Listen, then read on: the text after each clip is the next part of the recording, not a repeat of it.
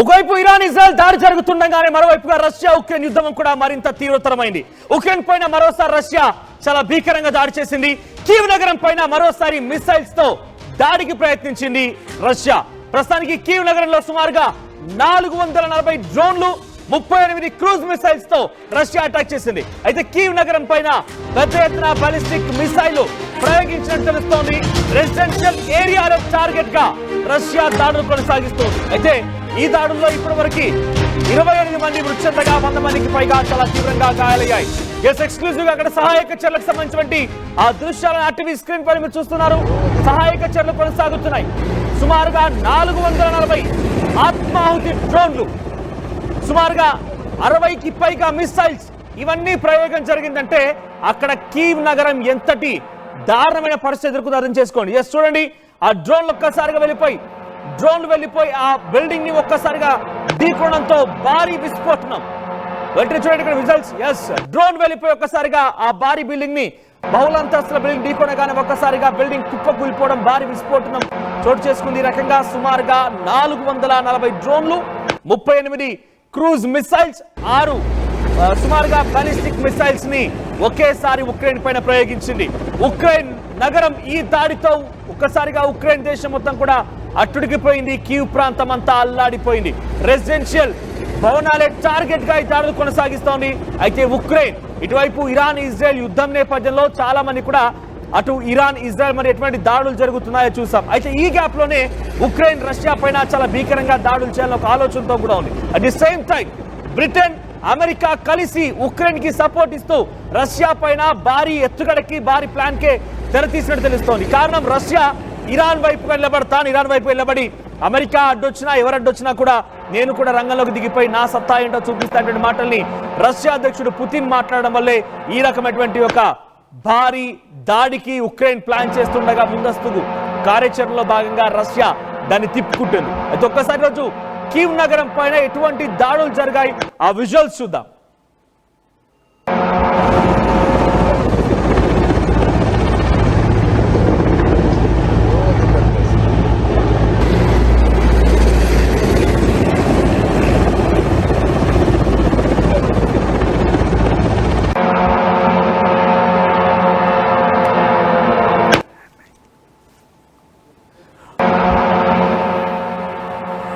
ప్రస్తుతానికి 440 డ్రోన్లు 38 cruise missiles తో కీవ్ నగరాన్ని మొత్తాన్ని కూడా ఛిద్రం చేసింది రష్యా. సో రష్యా ఈ దాడి వెనుక ప్రధాన కారణం పదే రష్యా ఒకటే మాట చెప్తోంది, ప్రతీకార దాడి. ఉక్రెయిన్ ఎప్పుడైతే మమ్మల్ని ఢీ కొట్టాలని ఒక ఆలోచనతో ఉంటుందో, ఉక్రెయిన్ మాపై దాడి చేయాలని ఒక ఆలోచనతో ఉంటుందో, ముందస్తు భాగంగానే ఉక్రెయిన్ పైన అంతు తేలుస్తామన్నటువంటి మాటను రష్యా పదే చెప్పుకొచ్చింది. గతంలో అమెరికా అధ్యక్షుడు డొనాల్డ్ ట్రంప్ తో మాట్లాడినప్పుడు కూడా చాలా క్లియర్ గా రష్యా అధ్యక్షుడు పుతిన్ ఒక మాట చెప్పుకొచ్చాడు, ఎట్టి పరిస్థితుల్లో వినేది లేదు, మా సామాన్య ప్రజల పైన, మా సామాన్యమైనటువంటి కార్యాలయాల పైన కనుక మీ దాడి ఉంటే డెఫినెట్ గా అంతకంతకు సమాధానం చెప్తామన్నారు. గతంలో కుర్స్క్ అనేటువంటి ఒక బార్డర్ ఏరియా దగ్గరికి పుతిన్ వెళ్తుండగా ఆయన విమానాన్ని టార్గెట్ చేసుకొని ఏకంగా ఒక డ్రోన్ ప్రయోగించింది ఉక్రెయిన్ జెలెన్స్కీ. దాన్ని ఏకంగా ఆయన ధృవీకరించుకున్నారు. ధృవీకరించడమే కాకుండా ఉక్రెయిన్ అధ్యక్షుడు జెలెన్స్కీ ఏమన్నారంటే డైరెక్ట్ గా, ఎస్ ఇది మా దాడే అటువంటి మాటని బాటంగా, ధైర్యంగా, అహంకారపూరితంగా చెప్పడంతో ఇక ఒక ఆగ్రహంతో, ఆవేశంతో రగిలిపోయిన రష్యా అధ్యక్షుడు పుతిన్ అంతకంతకు సమాధానం చెప్పాలనేటువంటి ఒక భావనలో ఆయన సుమారుగా 600 డ్రోన్లని ప్రయోగించాడు ఉక్రెయిన్ పైన. ఆ తర్వాత పెద్ద ఎత్తున ఉక్రెయిన్ మొత్తం కూడా అల్లాడిపోయింది. మా పైన దాడి చేస్తున్నారు, కాపాడండి అని చెప్పి అటు బ్రిటన్, నాటో దేశాలని, ఇటువైపు అమెరికాను కూడా వేడుకోండి. అయితే ఈ గ్యాప్ లోనే అమెరికా అధ్యక్షుడు డొనాల్డ్ ట్రంప్ ఒక వ్యాఖ్య చేశాడు. పిచ్చివాడు అటువంటి పదాన్ని వాడి ఏకంగా రష్యా అధ్యక్షుడిని పిచ్చివాడిగా సంబోధించాడు. అమాయకపు జనాల యొక్క ప్రాణాలు తీస్తున్నాడు ఈ పిచ్చివాడు అనేటువంటి మాటను మాట్లాడుకొచ్చాడు డొనాల్డ్ ట్రంప్. అయితే ఆ తర్వాత మళ్ళీ ఇద్దరి మధ్య సంభాషణ జరిగింది, ఫోన్లో మాట్లాడుకున్నారు. అయితే ఈ విషయం పైన డొనాల్డ్ ట్రంప్ రష్యా అధ్యక్షుడితో మాట్లాడి తెలుస్తోంది, కొంత శాంతిని శాంతిని తీసుకురండి, మీరు చేసినటువంటి దాడుల కారణంగా అక్కడ కూడా ఇబ్బందికర వాతావరణం ఉన్నాయంటే చాలా క్లియర్ ఒకటి చెప్పుకొచ్చారు. మీరు ఎవరు ఏం చేసినా నేను చాలా కాన్ఫిడెంట్ గా ఉన్నాను, ఒకటే మాట అన్నారు, నా పైన దాడి చేస్తానంటే ఎట్టి పరిస్థితిలో ఉపేక్షించను, ఊరుకోను, నేను కేవలం ప్రతీకార దాడులు మాత్రమే చేస్తున్నాను, నేను ఎవరి మాటను పట్టించుకోను అనేటువంటి ఒక స్పష్టమైనటువంటి భావనని పుతిన్ అటు డొనాల్డ్ ట్రంప్ కి చెప్పినట్టు తెలుస్తోంది. సో ఇక్కడితో ఆగలేదు. ఆయన ఏమన్నారంటే డైరెక్ట్ గా ఎవరు అడ్డొచ్చినా ఎవరు సహకరించినా వారిపైన కూడా నా సిచ్యువేషన్ రకంగానే ఉంటుంది. అవసరమైతే టాక్టికల్ న్యూక్లియర్ బాంబ్స్ నేను ప్రయోగించబోతున్నాను, టాక్టికల్ న్యూక్లియర్ బాంబ్స్ నేను ప్రదర్శిస్తానని చెప్పి మాటని పుతిన్ చెప్పుకొచ్చారు. అయితే దానికి వ్యతిరేకంగా ఇటు ఉక్రెయిన్, నాటో దేశాలు, బ్రిటన్ కూడా ఒక వార్నింగ్ ఇచ్చాయి. మీరు టాక్టికల్ బాంబ్స్ అంటున్నారని డెఫినెట్ గా మీరు కొంత ఇబ్బంది పడక తప్పదు, ప్రజల ప్రాణాలు కోల్పోవాల్సి వస్తుంది. మీకెవడిచ్చాడు హక్కు న్యూక్లియర్ బాంబులు ప్రయోగించడం కోసం అటువంటి మాటను కూడా వారంతా మాట్లాడుకోవచ్చు. రకంగా అమెరికా కూడా కొంత వ్యతిరేకించింది. ఇక బ్రిటన్ అయితే వారు న్యూక్లియర్ బాంబ్ ప్రదర్శిస్తున్నారు కదా.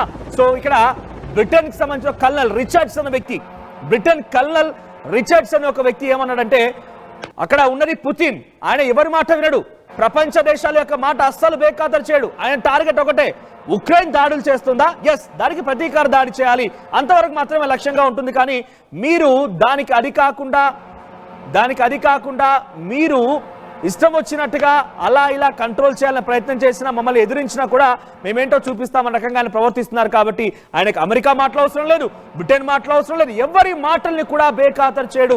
ఆయన టార్గెట్ ఒకటే.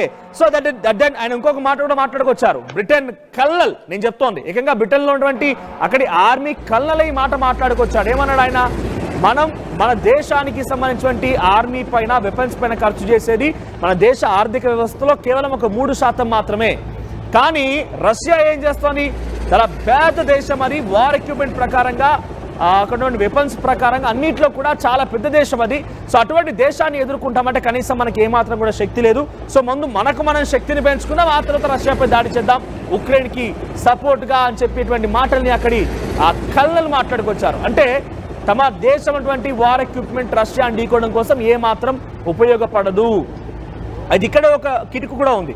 $350 బిలియన్ సుమారుగా 30 ఏళ్ల పాటుగా ఎట్టి పరిస్థితుల్లో అయినా కూడా మేము ఉక్రెయిన్ కాపాడుకోవడం కోసం ఎంతటికైనా శ్రమిస్తాం, ఎంతటికైనా ముందుకు వెళ్తామనే మాటని బ్రిటన్ అధ్యక్షుడు కీర్ స్టార్మర్ చాలా క్లియర్ గా చెప్పుకొచ్చారు. ఇదేమైపోయింది, ఉక్రెయిన్ ఒక రకంగా ఇంకా విర్రవీగిపోయింది. ఇంకా కూడా రష్యా పైన ఏం చేసినా కూడా నాకు వెనకాల బ్రిటన్ ఉంది కదా నాకు ఆలోచనలో ఉంది యుక్రెయిన్. కానీ బ్రిటన్ ఎంతవరకు సహకరిస్తుంది?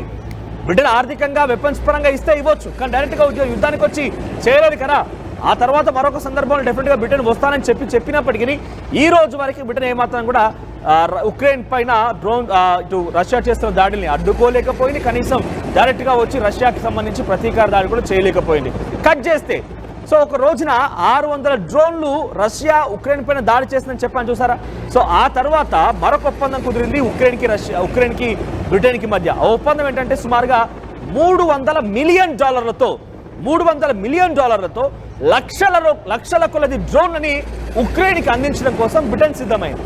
సో దానివల్ల ఏం చెప్తోంది బ్రిటన్ అంటే కనుక, నువ్వు ఎట్టి పరిస్థితుల్లో వెనక్కి తగ్గకు, రష్యా దాడి చేస్తుందంటే నువ్వు మౌనంగా ఉండకు, వాళ్ళు ఒకటి ప్రయోగిస్తారు, 2 ప్రయోగించు, నీకు ఎంత కావాలంటే అంత నేను ఇస్తా అనేటువంటి ఒక మాటని బలంగా ఉక్రెయిన్ వైపుగా బ్రిటన్ చెప్పుకొచ్చింది. ఇక్కడ మిడిల్లో అమెరికా కూడా ఉంది. అమెరికా ఏం చేసింది, ఉక్రెయిన్ లో ద బిగ్గెస్ట్ మినరల్స్ ఉన్న కంట్రీ అంటే ఉక్రెయిన్ కూడా ఆ జాబితాలో ఉంది. అంటే అలా భూభాగంలో భూగర్భాన్ని చీల్చుకుంటూ వెళ్ళిన కొద్దీ అక్కడ అద్భుతమైనటువంటి కొన్ని మినరల్స్ ఉన్నాయి ఉక్రెయిన్ దేశంలో. అయితే వాటిలో నుంచి 50% వాటాని అమెరికా తీసుకొని దాని ఎక్స్కవేషన్, అంటే ఆ భూమి మొత్తం వాళ్ళదే, ఉక్రెయిన్ భూభాగమే, కానీ దాన్ని బయటకు తీసి అమ్మేటువంటి బాధ్యతలు అమెరికా తీసుకుంటుంది. ఆ భూమి ఇచ్చినందుకు గాను, ఆ భూమిలో వాళ్ళు అక్కడ మినరల్స్ ని అవన్నిటి వెలికి తీసినందుకు గాను ఉక్రెయిన్ కూడా 50% వాటా ఇవ్వాలి. అయితే అమెరికా ఉక్రెయిన్ మధ్య ఈ విధమైనటువంటి ఒక రిలేషన్షిప్ ఉంది. అయితే దీనిలో భాగంగా ఉక్రెయిన్ తప్పనిసరిగా అమెరికా సపోర్ట్ చేయాల్సింది ఉక్రెయిన్ కి. కారణం, ఉక్రెయిన్ కి సపోర్ట్ చేయకపోతే వీళ్ళు ఎక్కడెక్కడైతే ఆ ఇన్వెస్ట్మెంట్స్ పెట్టి 50%గా వాళ్ళు తీసుకునేటువంటి వాటాలో భాగంగా వాళ్ళు ఎక్స్కావేషన్, ఆ మినరల్స్ ఎక్స్కావేషన్ చేస్తున్నారు, భూలోపల నుంచి తీస్తున్నారో దానికోసమైనా అమెరికా కాపాడాలి. కాబట్టి అమెరికా సపోర్ట్ ఇస్తుంది. ఏ రకమైన సపోర్ట్ ఉన్నది మీకు చెప్పే ప్రయత్నం చేస్తే ఒకసారి మళ్ళీ ఆ విజువల్స్ చూద్దాం. ఈరోజు జరిగినటువంటి దాడికి సంబంధించి కీవ్ నగరం ఎలా అల్లాడిపోయింది అనేది.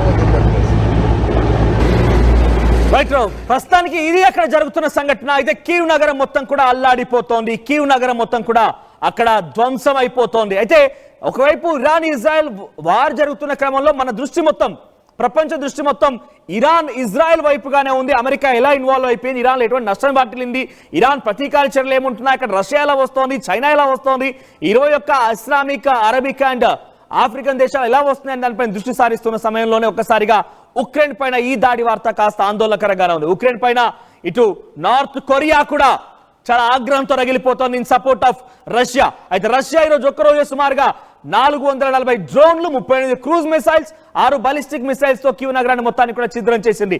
మరిన్ని అప్డేట్స్ తో సచిన్ సిద్ధంగా ఉన్నారు. సచిన్, సో ప్రెసెంట్ అక్కడ రష్యా ఉక్రెయిన్ పైన దాడికి సంబంధించిన విషయాలు ఎందుకు ఇంత రిటలియేట్ కావాల్సి వచ్చింది, ఈ సమయంలో ఉక్రెయిన్ పైన దాడిని ఎలా చూడాలి, దీన్ని ఏ రకంగా ప్రపంచ దేశాలు పనిగోలు తీసుకునే అవకాశం ఉంది?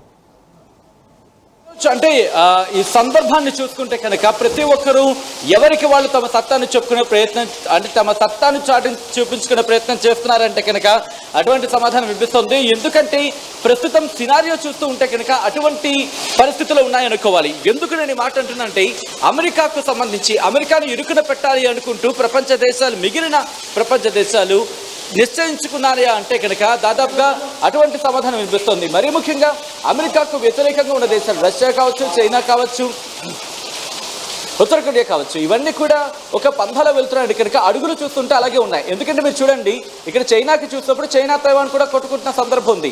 నార్త్ కొరియా సౌత్ కొరియాకి సంబంధించి అక్కడ ఆ కాన్ఫ్లిక్ట్, అంటే ప్రతి ఒక్కరూ అడ్వాంటేజ్ తీసుకునే ప్రయత్నం చేస్తారు. యుక్రెయిన్ రష్యాకి సంబంధించి మాట్లాడుకునే క్రమంలో యుక్రెయిన్ రష్యా మీద కావచ్చు, రష్యా యుక్రెయిన్ మీద కావచ్చు, ఈ దాడులను తీవ్రతను చేస్తున్నాయి. ఇప్పుడు కనుక అమెరికా జోక్యం చేసుకుంటే పరిస్థితులు మారిపోతాయి. మరి ముఖ్యంగా అమెరికాను మరింత బలహీనం చేయాలి.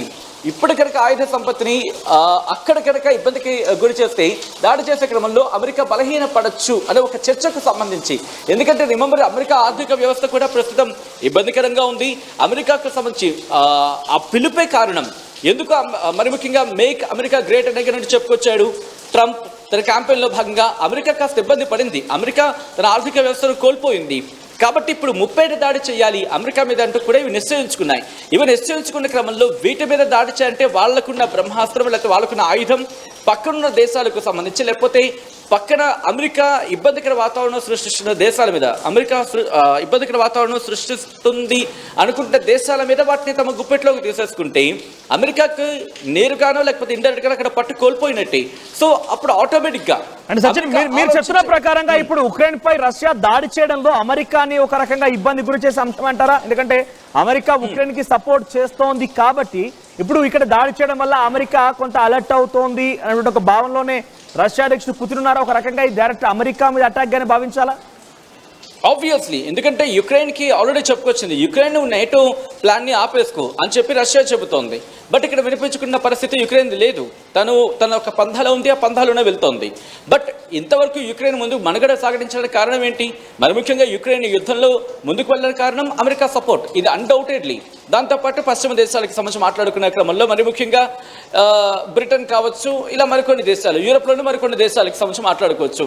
సో ఇటువంటి క్రమంలోనే ఇప్పుడు ఆ పరిణామాలని ఇండైరెక్ట్గా ట్రంప్కి ఇస్తున్నట్టుగానే ఉంది. ఎందుకంటే రిమెంబర్, ఆఫ్ఘనిస్తాన్లో కూడా తమ అమెరికా స్థావరాలను ఉంచినంత కాలం ఎటువంటి పరిస్థితులు ఉన్నాయి, ఎందుకు వెళ్ళిపోవాల్సి వచ్చింది, సో ఆ తర్వాత ఏం జరిగింది, సో ఈ వీటి పరిణామ క్రమాన్ని మాట్లాడుకుంటున్నారు. దాంతోపాటు ఇప్పుడు యుక్రెయిన్కి సంబంధించి అంతే.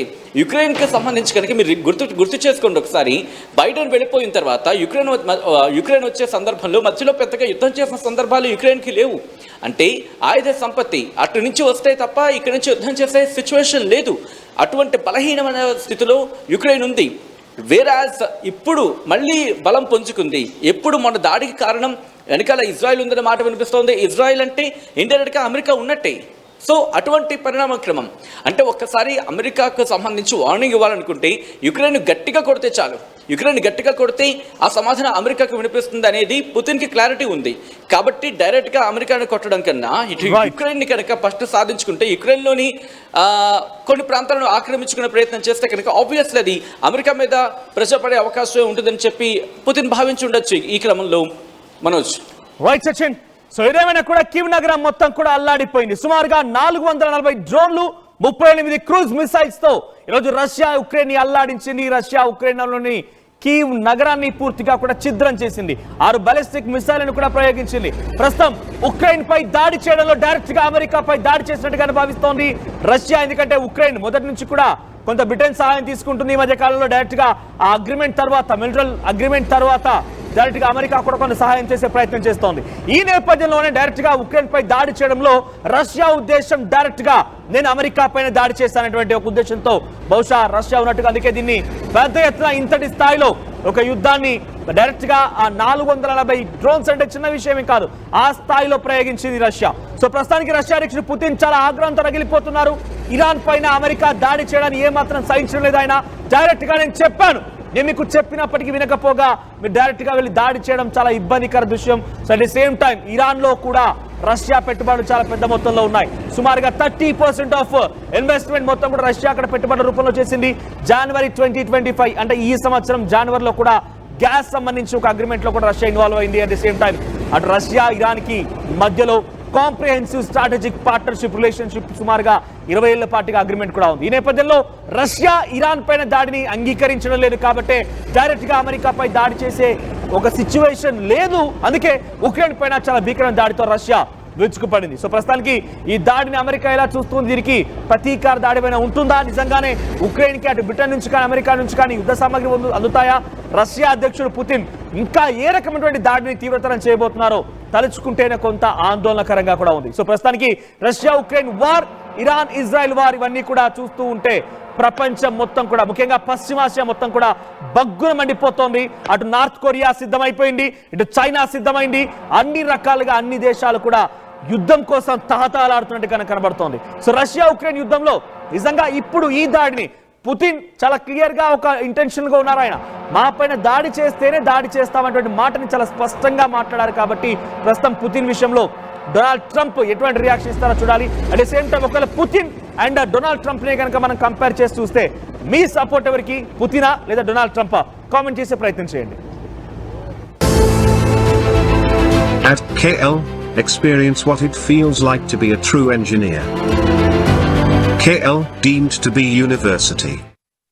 తెలుగులో ఫాస్టెస్ట్ న్యూస్ యాప్ ఇప్పుడు కొత్త అవతారంలో 5 సెకండ్లోనే పూర్తి వార్తా సమాచారం మీ చేతిలో.